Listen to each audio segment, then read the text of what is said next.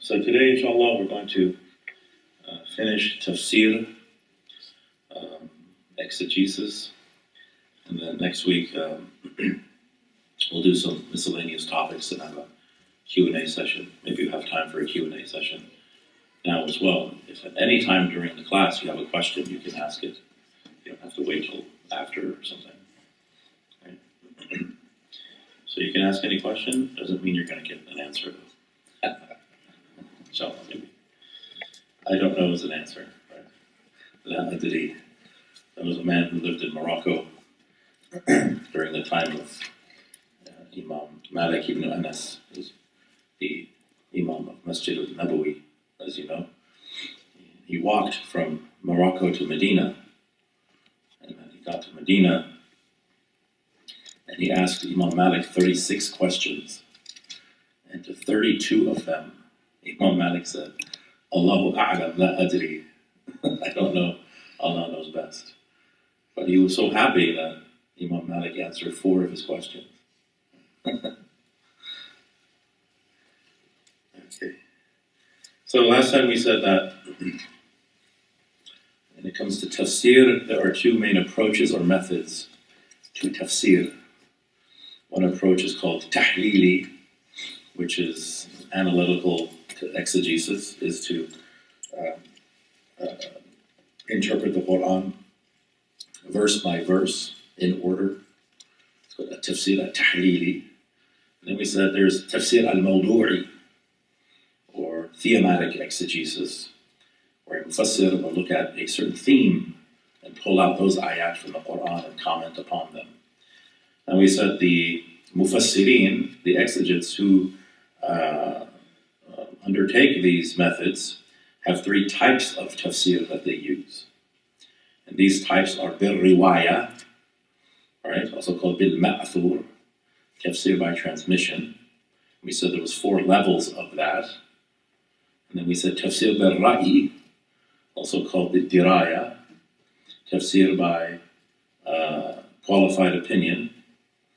And then tafsir bil ishara, by indication.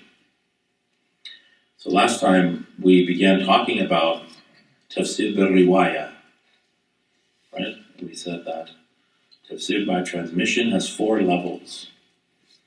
There's tafsir of Qur'an with Qur'an, and then tafsir of Qur'an by the Sunnah, then tafsir of Qur'an by the Sahaba, then tafsir of Qur'an by the Tabi'in, the followers.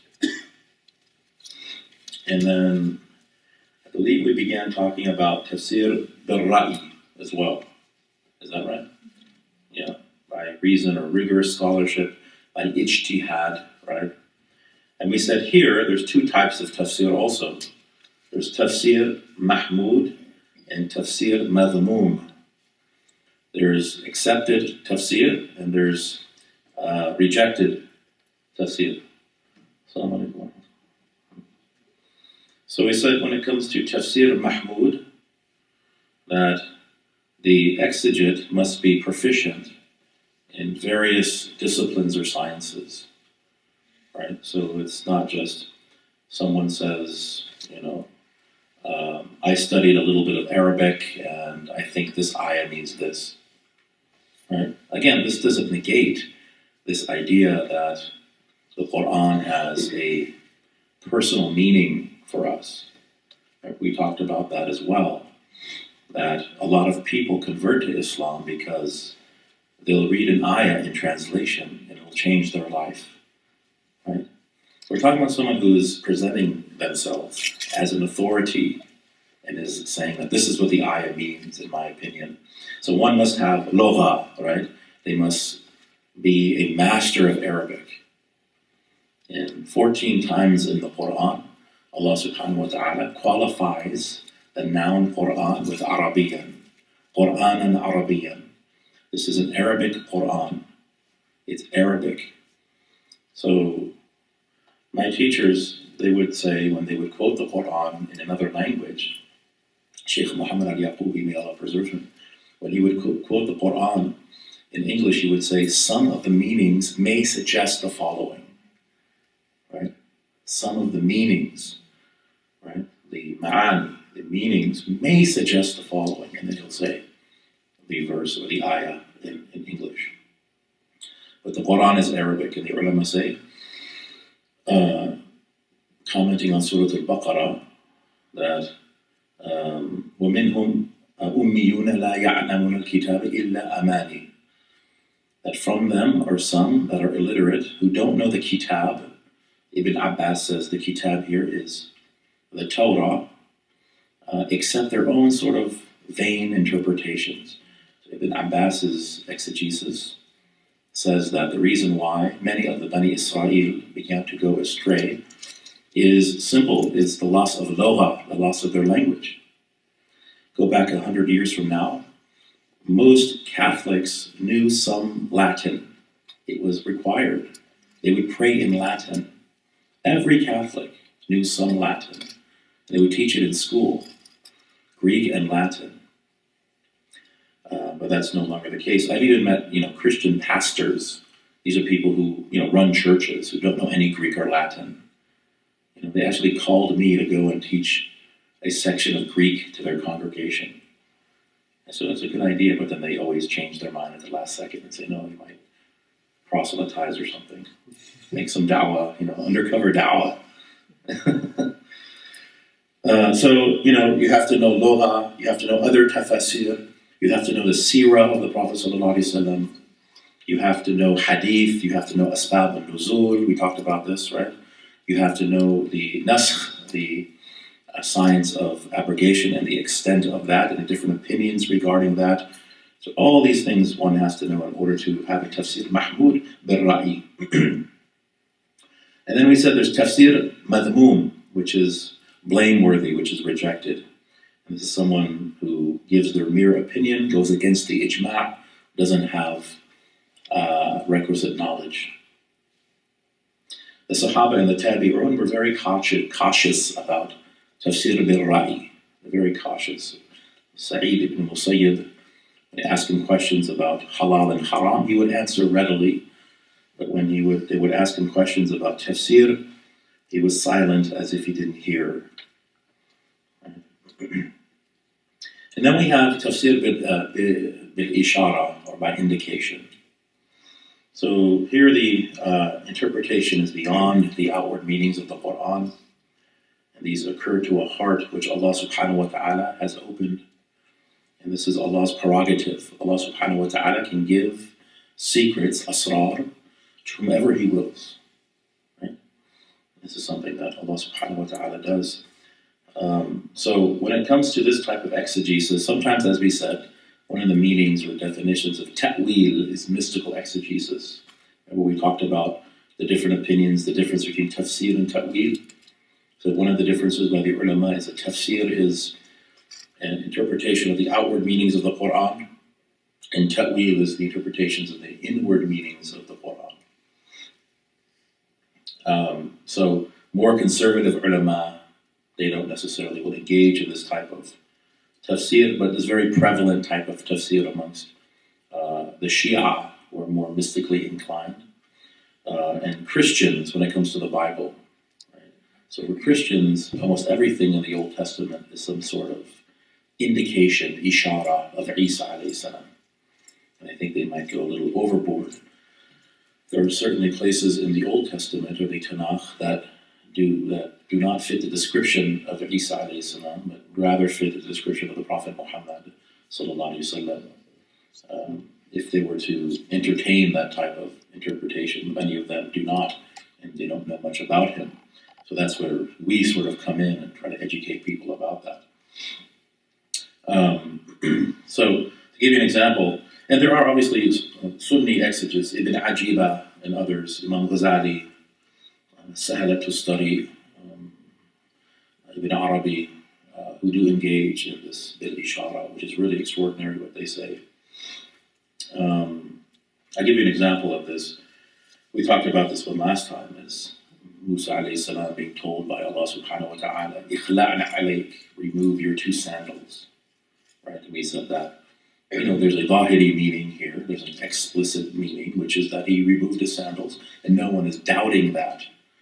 Right? So Imam Ghazali, in his Munqidh Min al-Dalal, his sort of autobiography, if you will, he says that he studied with different groups of people. One of them he calls the esotericists, the Batiniya, right? And the Batiniya were those, and it seems to be a sect of the Shia, maybe the Ismailis, who rejected that the Quran has outward meanings. Everything is inward, right? So he rejected their opinions. But you also have a method called the Zahiriya that denies the inward meanings, but only takes the outward meanings. So Imam Ghazali says very clearly, Lil Quran Zahirun wa Batin. Remember that from the Mishkatul Anwar, the niche of lights. Quran has an outward or explicit exoteric meaning as well as an inward esoteric meaning. And both of them should be accepted. So Imam al-Ghazali, he uses the example in the hadith, لا تدخل الملائكة بيتا فيه سورة ولا كلب. That the angels do not enter a house that has a picture or a dog, right? And he says, well, what does that mean on its face? It means that if there's a dog in the house, exactly what it says. If there's a dog in the house, right? So we accept the outward meaning. But then he says there are other people who reject the outward meaning and say, oh, it just means don't bring dog-like qualities into the house. And he says both are correct. Don't bring dog-like qualities. If you're a human being, right? Don't bring those qualities into your home. So interesting also is something that is attributed to Al-Qasim al-Junaid, one of the great articulators of Tasawwuf in the 4th century from Baghdad. Allah subhanahu wa ta'ala, when he speaks to Musa alayhi salam at the burning bush, he says, Inni ana Allah, innani ana rabbuk. So he repeats the pronoun ana. Ana, I am God. Inni ana Allah. I am God. So it's interesting why, why the duplication of the ana. And Imam al-Junaid notes that this is also true in the Torah, that Musa alayhi salam in Exodus, when he's at the burning bush, God tells him, Ehyeh Asher Ehyeh in Hebrew, I am who I am, I am who I am duplicated again. So Junaid says that the reason for this is to stress the core attribute of Allah, that Allah is the only one who can truly say, I am, because Allah is pure being, that He's non-contingent. His existence does not depend on anything else, whereas our existence is completely dependent on Him. And this is one of the meanings of Samad, Allahu Samad, kullu shay'in yahtaju ilayhi, wa huwa la yahtaju ila shay'in. Everything is in need of Him while He is in need of nothing. Right? So wujud, this is the core attribute. If we study theology, Ash'ari theology, Maturidi theology, Allah subhanahu wa ta'ala has 20 attributes that are considered wajibat, and the core attribute is wujud, existence. Allah exists. So this is according to Imam al-Junaid and others, this is what Allah subhanahu wa ta'ala is stressing to Musa alayhi salam, that the one who is the necessary existent is speaking with you. Allah's existence is necessary. Wallahu a'lam. There's as I said, there's Shia ulama who have really interesting things to say as well. Imam Taba'i in his Al-Mizan, he looks at a passage from Surah Safat, right? Chapter 37, verse 106. This is when Ibrahim alayhi salam is ordered to sacrifice his son, right? And then he stops him and he says, Inna hadha lahu al-bala'u al-mubin. That's verse 106. Verily this is a bala, this is a trial, a tribulation. And then Imam Taba'i, he says, count 10 ayat. From there, you get to verse 115. وَنَجَّيْنَهُمَا وَقَوْمَهُمَا مِنَ الْكَرْبِ الْعَظِيمِ. we saved Musa and his brother from a great disaster. So Imam Ataie, he's saying here that the son of Ibrahim, Ismail, is a typology of Imam al-Hussein, alayhi salam, right? And that he's Vibhin Azim, he's a great sacrifice, Azim. And he mentions Suyuti, he quotes Suyuti, and he says, Suyuti says he's great because this ram was brought by Jibril alayhi salam. And Imam Ataie agrees, he said, yes, that's true, but there's a different meaning here, there's a deeper meaning, there's a typological meaning. So in ta'wil, in mystical exegesis, you have this term typology. A typology is something that happens in the past, but is really foreshadowing a future event, something to happen in the future, right? For example, مَثَلُ أَهْلِ بَيْتِكَ مَثَلِ سَفِينَةِ نُوحٍ. The Prophet ﷺ, this is Sunni hadith, sound hadith, he says that the Ark of Noah is a typology of the Ahl Bayt, his family, at the end of time. مَنْ رَكِبَهَا فَقَدْ نَجَى. So whoever embarks on it is saved. وَمَنْ تَخَلَّفَ عَنْهَا فَقَدْ هَلَكَ. Whoever does not is destroyed. But it's not necessarily a flood of water that's going to encapsulate the world, but a flood of, sin and, bid'ah and, these types of kufr, these types of nifaq, these types of things. So attach yourself to Ahl Bayt at the end of time, drowned in the sin of kufr and nifaq. Right? So this is an example of a typology. So anyway, Imam Ataie says, on the 10th of Muharram, you have Imam Hussein being martyred at Karbala. Right? إِنَّ هَذَا لَهُوَ الْبَلَاءُ الْمُبِينُ.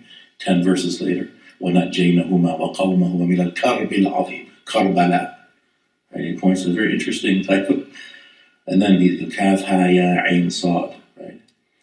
And he says, Allahu Alam, but he conjectures. He says Kaf is Karbala, Kaf Ha Yazid, Kaf Ha Ya Hilal, I think he says, crescent moon. Ain Atashuhu, his thirst. Sad, Sidquhu, his sincerity. Right? Wallahu Alam. And they always say Wallahu Alam. Right? Wallahu Alam. And then وَبَيْنَهُمَا رِجَالٌ عَلَى الْأَعْرَافِ. رِجَالٌ يَعْرِفُونَ كُلَّ بِسِيمَاهُمْ. So Surah Al-A'raf, ayah 46, we're told that between heaven and hell, as it were, there's a boundary, and it's called Al-A'raf. And on top of this boundary are men, يَعْرِفُونَ, who know everyone by their markings. So the sort of standard exegesis is that they're Ahlul Fatra, that they're people that are between two prophetic dispensations. So they weren't reached by a sound prophetic summons. So sort of in this purgatorial, if you will, state. But eventually they'll go to Jannah. Imam Suyuti says these are people who have equal deeds, good and evil. So they have to wait till the very end of the judgment, and then eventually they go to Jannah with Allah's mercy. Everyone goes by Allah's mercy. The Shia, they have interesting interpretation. They say these are the Imams, the A'imma, the 12 Imams. Because as Ya'rifuna, Al-A'raf is related to Ma'rifah. And Sahal al-Tustari, a Muslim, a Sunni exegete, he also says these are people of Ma'rifah. So that's the more subtle meaning of Rijalun al-A'raf, the people that are on the heights. Right? Ja'far as-Sadiq, he said, and he's an Imam of Ahlul Sunnah. Did I mention this? He said every verse of the Quran has 4 levels of meaning. I mentioned it. What are they?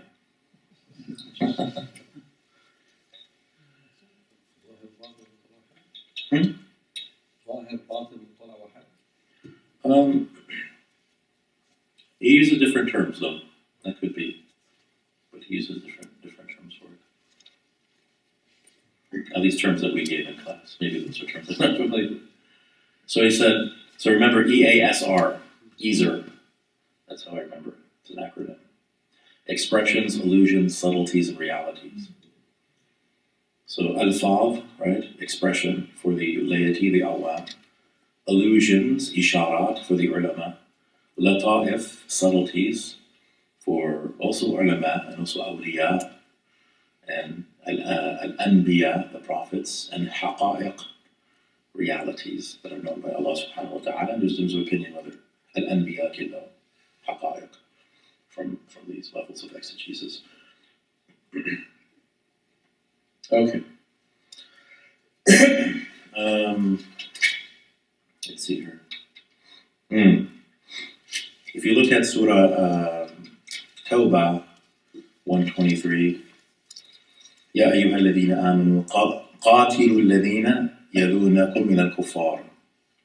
Right, so this is revealed in a wartime situation. O you who believe, fight those who are around you from the unbelievers. Imam al-Alusi, we'll talk about his tafsir, is an interesting ta'wil of this. So he doesn't reject the apparent meaning, but the way that he interprets this is قَاتِلُ النَّفْسِ فَإِنَّهَا تَلِي الْإِنسَانِ. Says, kill or slay the lower self, for it truly encompasses the human being. Right? So while Islam doesn't have a magisterium, so the Catholics believe that whatever comes out of the Vatican is infallible. Right? So that's called the magisterium. It's a teaching authority. We don't have that, but we do have a strong emphasis on ijma' and the ikram, the honor of scholars.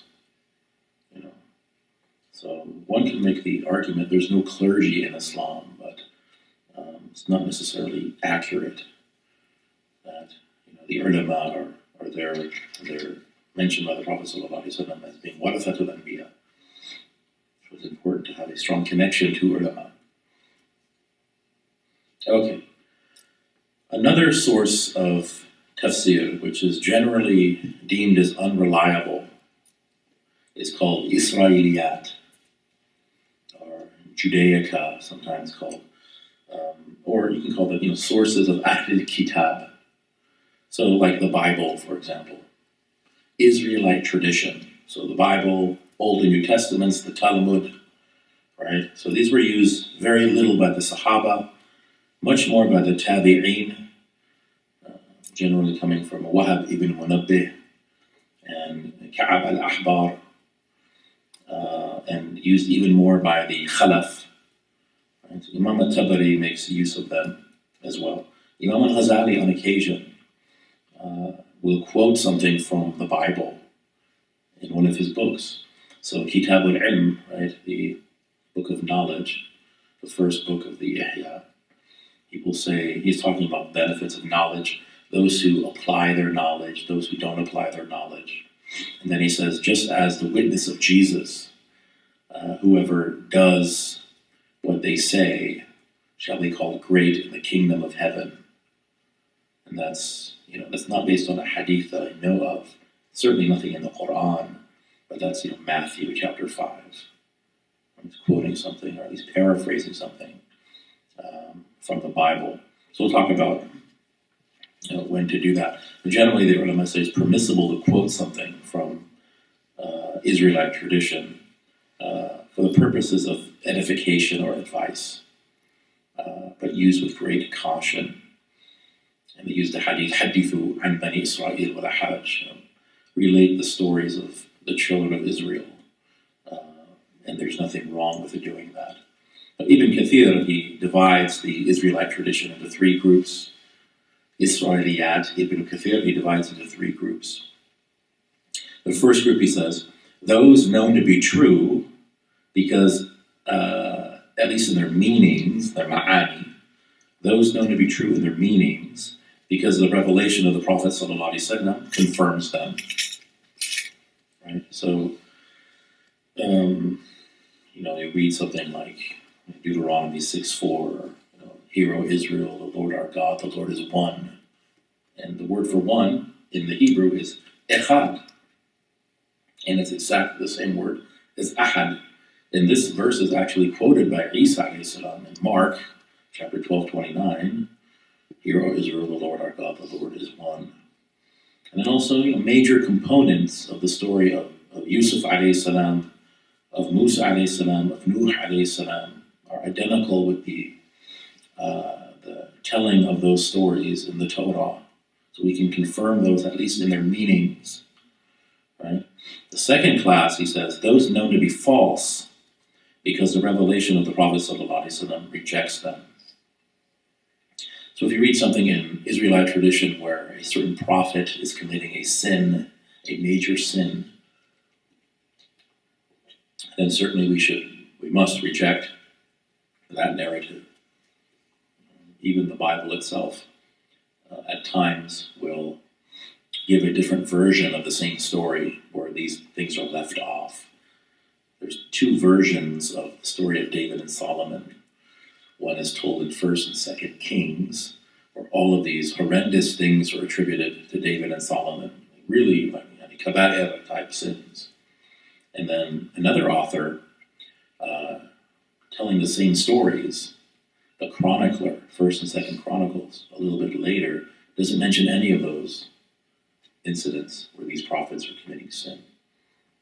So it seems even within the biblical tradition, there's a difference of opinion about the nature of attributing sins to at least these two persons, David and Solomon. And then Ibn Kathir says the class of Israelite tradition, those not known to be true or false. So here, لا تصدقوها ولا تكذبوها. So don't affirm or deny. Allahu a'lam. For example, we're told in the Quran that Isa alayhi salam, bi'idhnillah, could raise the dead. وَأُحْيِي الْمَوْتَى bi'idhnillah. But we're not given details. Like, who was it? When was it? Was this in Galilee? Was it in Jerusalem?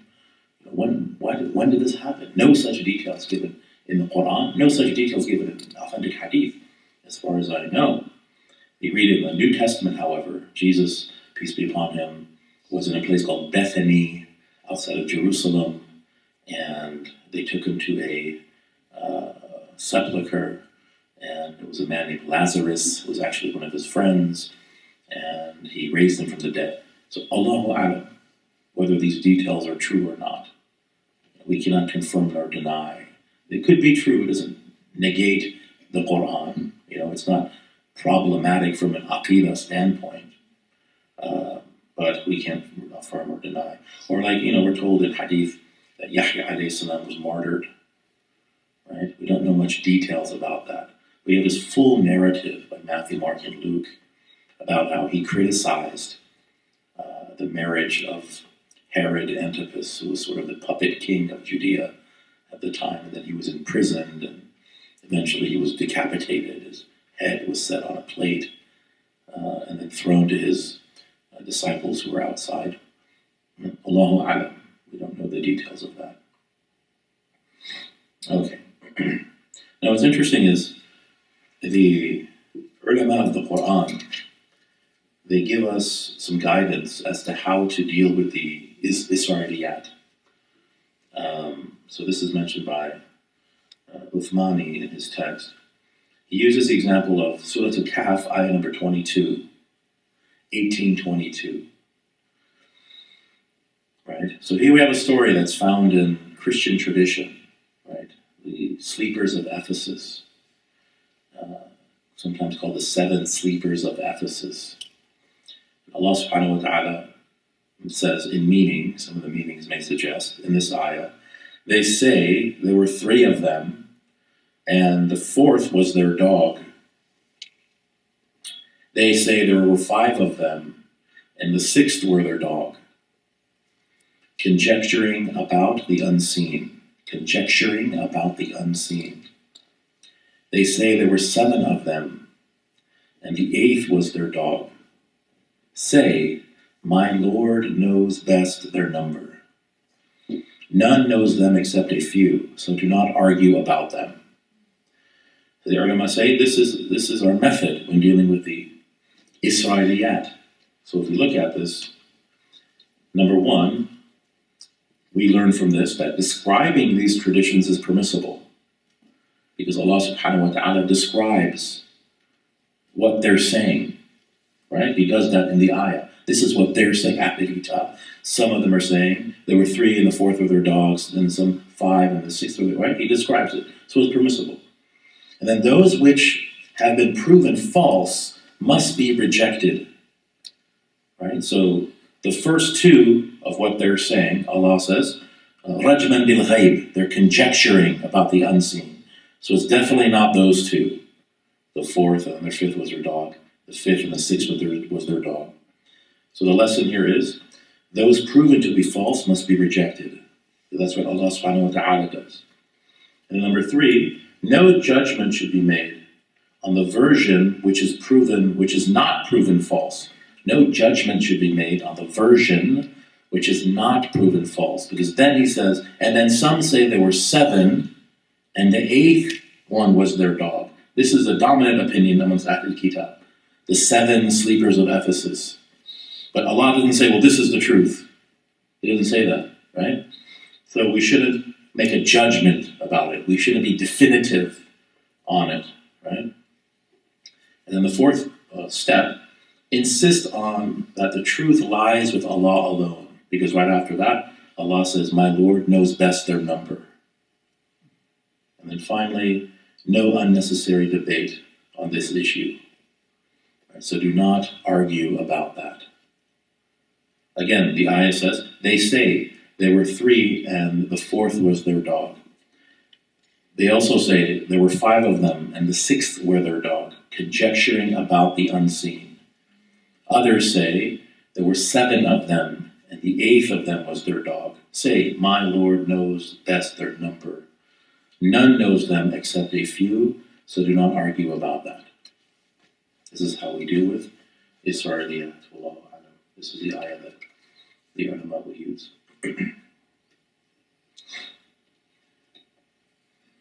Okay. At this point, I wanted to get into some of the major tafsir in our tradition. Just give you the titles a little bit so you're familiar with them. Classical Quranic Exegesis. The oldest available is the tafsir of Ibn Abbas, Mufassir al-Qur'an, who died 68 Hijri. It's called the Tanwir al-Miqbas. However, many ulama doubt its authenticity. Right? So, again, with Ibn Abbas, we have to be careful about what's attributed to him. This tafsir contains a lot of fabricated hadith, and many of the ulama say a lot of the traditions in this hadith, in this tafsir, actually come from his student Mujahid. Wallahu a'lam. It's very ancient. Obviously, there's authenticated traditions that come from Ibn Abbas, and so we have to let the ulama guide us on this point. Probably considered the magnum opus, the masterpiece of the early tafsir, is by Imam At-Tabari. Imam At-Tabari, and he died 922 of the Common Era, 922 Miladi. And his tafsir is called Jami' al-Bayan fi Tafsir al-Qur'an. Jami' al-Bayan, Imam Ibn Jarir At-Tabari, also a great historian. Imam At-Tabari, his tafsir contains tafsir bil-riwaya, right? Tafsir of Qur'an with Qur'an, tafsir of Qur'an with Sunnah, tafsir of Qur'an with Sahaba, but also contains some Israeliyat as well, some Israelite tradition. There's a 1954 printing in 15 volumes in Arabic. Probably one of the best of the later tafsirs, about 400 years later, is an 8-volume work by Ismail ibn Amr ibn Kathir al-Dimashqi. So his tafsir is called Tafsir al-Qur'an al-Azim, or sometimes just called Tafsir Ibn Kathir, or sometimes just Ibn Kathir. Right? You say Ibn Kathir says, you know that you're talking about his tafsir. And this actually, the last I heard, was translated into English. Right? That's what people are telling me now. Ibn Kathir has more of a discussion on the isnad of many reports. He makes much use of tafsir of the Qur'an with the Qur'an. it's a summary of sorts of Imam al-Tabari. There's more emphasis on sound reports, right? Almost a total rejection of Israelite tradition. There was a mukhtasar, an abridgment, made of Ibn Kathir by Imam al-Sabuni, a Syrian scholar, died in 1930. As far as I know, there's no English translation. It's called Safwat Tafasir.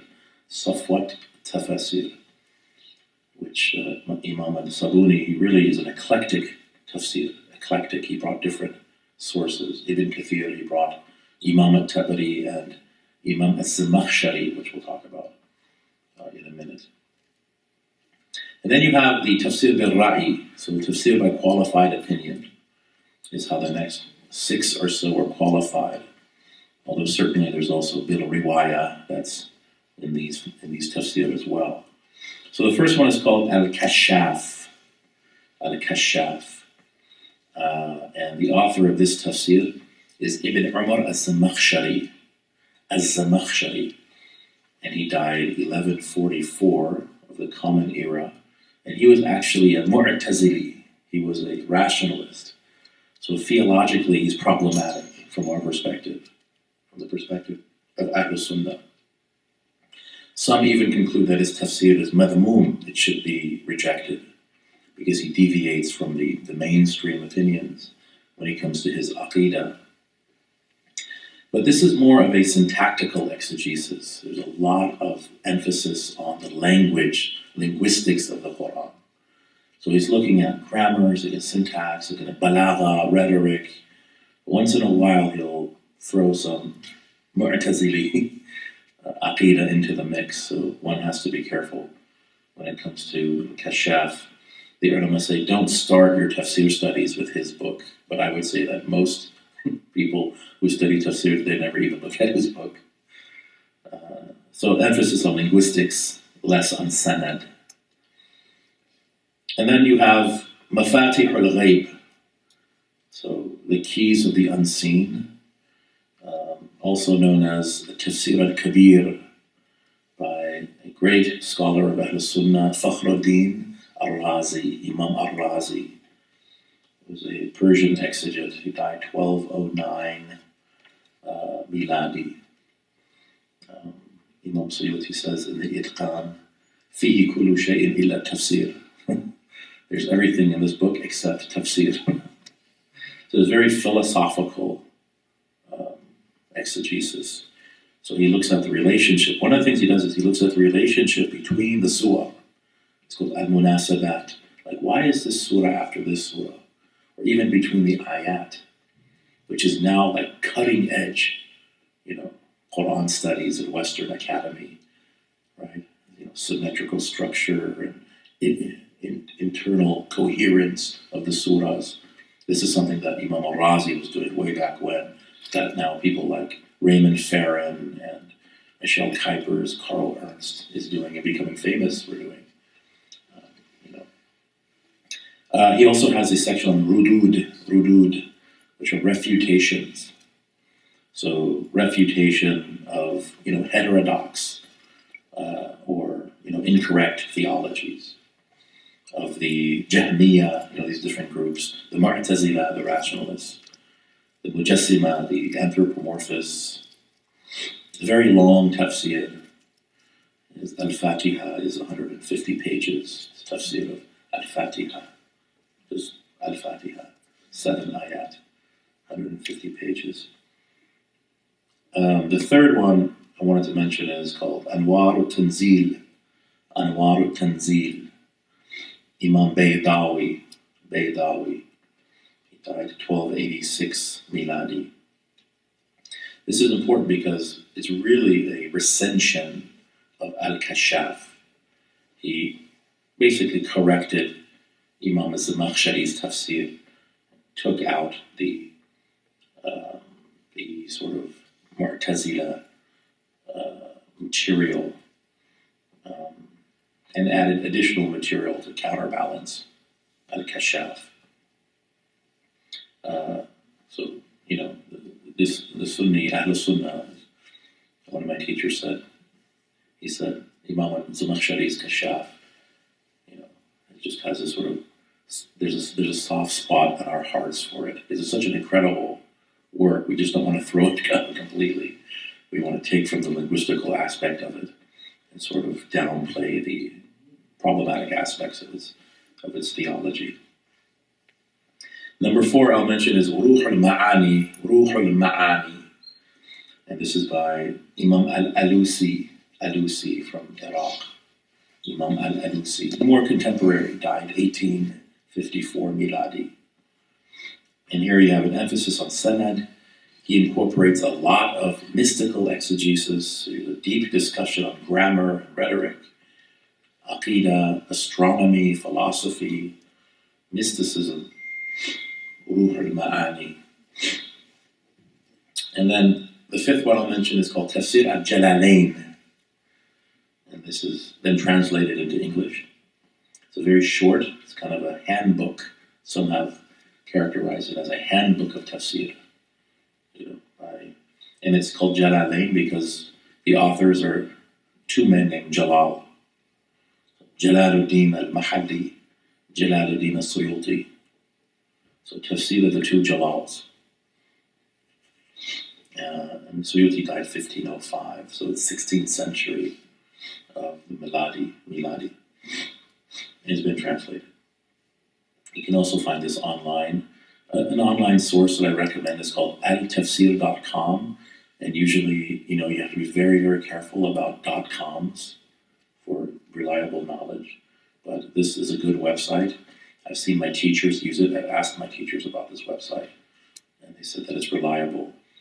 So you have the entire tafsir of Imam Suyuti in English on this website.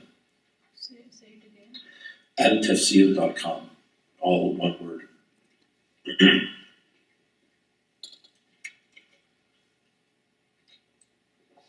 So you have Imam Suyuti, and then a couple more in English. I think Ibn Abbas, but again, you have to be careful with that. Also translated. You have, and then in Arabic, you have all of these classical Arabic tafsir, all in Arabic. So if you can access the primary Arabic sources, then I very much encourage you, recommend tafsir.com. And then number 6 I want to mention is called Al-Jami'u li Ahkam al-Qur'an, or sometimes called Tafsir al-Qurtubi, Imam al-Qurtubi, who's an Andalusian scholar. He died 671 Hijri, so I don't have the Miladi date for that, but when would that be? 1400 or so. So his tafsir is focused on fiqh. It's kind of mawdu'i. It's focusing on the ahkam of the Qur'an. Okay. As far as contemporary tafsir, that's the last point we'll make for tonight. There's a beautiful tafsir in English called Ma'arif al-Qur'an. Ma'arif al-Qur'an. And I haven't seen it here, but I saw it in Saramon Masjid. Mufti Muhammad Shafi'i. And it's an eclectic tafsir. So modern day tafsir, they tend to be eclectic, meaning they're taking from different classical sources. And then they're also giving some commentary as to how to make it relevant to our lives. Right? So that's what he does. He addresses some contemporary issues.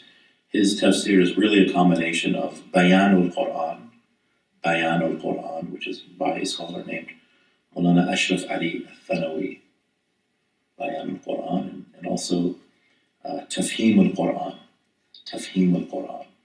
by Mawdudi, which was written in Urdu. So you have Ma'arif al-Qur'an. You have the study Qur'an in English. I don't know if you're familiar with that. It came out maybe 2 years ago, the study Qur'an. I would use this with caution. It's really a monumental achievement. It took them 10 years to finish the work. It's basically a very eclectic compilation of tafsir from Sunni Sufi and Shia and rationalist, Mu'tazili traditions. But I would say, and it's a study Quran. So there's something called the study Bible, which is studied by Christians in college, right? So I would not recommend the study Quran to lay Muslims or just like non-Muslims. Someone converts to Islam, so you read the study Quran. Because a lot of people don't understand that many ayat can be interpreted in different ways, and there are differences of opinion between the ulama. So a lot of people don't really process that very well. How can scholars have two different opinions about the same ayah? What does it mean? Nobody knows what it means, man. Or they read something that just is from a Shia source, and they don't know it because they don't know how to interpret the sources. So they'll go with that, and it'll be problematic to their aqidah, potentially problematic. And then also, the editors of the study of Quran are perennialists, which is a modern philosophy that believes that basically all religions are correct, right? And that the Quran doesn't necessarily criticize Trinitarian Christianity. So they have very strange ways of interpreting وَلَا تَقُولُوا ثَلَاثَةً. So it's not talking about the Trinity. It's talking about people who worship three gods, right? Or, لَقَدْ كَفَرَ الَّذِينَ قَالُوا إِنَّ اللَّهَ وَالْمَسِيحَ ابْنُ مَرْيَمَ. It is a statement of those who have blasphemed, who say that God is the Messiah. And then one of their editors will say, the Christians aren't saying that. They're not saying God is the Messiah. They're saying the Messiah is God. So what? What are you talking about? Is that what you really think it's talking about? So it's a very strange. So it's problematic at times. I would be careful. It's a perennialist hermeneutic. Some have gone so far as to call it kind of a Trojan horse. Something that you kind of bring into your community and then it sort of slowly attacks you. But like I said, it's meant for college level students. That's why it's called the study of Quran. So I teach that text at Zaytuna because the students that I'm teaching are college students, and they have background knowledge and they're firm in their aqidah, and we go through the different sources that are quoted in the study of Quran. We talk about the differences so they know how to navigate the study of Quran. But if one doesn't know how to navigate, it's dangerous. It's like going into books of hadith, pouring into Sahih Bukhari, just because you're Muslim and you can read a little bit of Arabic. You're going to make major errors in interpreting hadith because you don't know how to navigate. Even though if we think we do, we really don't. Okay. So that's all I wanted to say, inshallah, for tonight. So why is it so late? We started late. It's almost 8:30. So next week, inshallah, is our final class, and we'll talk about some other miscellaneous type things like translation of the Quran. What's the best way to translate the Quran? If you can translate, a history of Quranic translation, history of non-Muslim interaction with the Quran, a little bit of that. We'll look at Ijaz al-Quran, the miraculous nature of the Quran, Quran and modern science. We'll look at the tahaddi, the challenge of the Quran, to produce a surah like it. Very important to understand the nature of the tahaddi. وصلى الله سيدنا محمد وعلى آله وصحبه وسلم والحمد لله رب العالمين. جزا الله عنا سيدنا محمد صلى الله عليه وسلم ما هو أهله والحمد لله رب العالمين. السلام عليكم.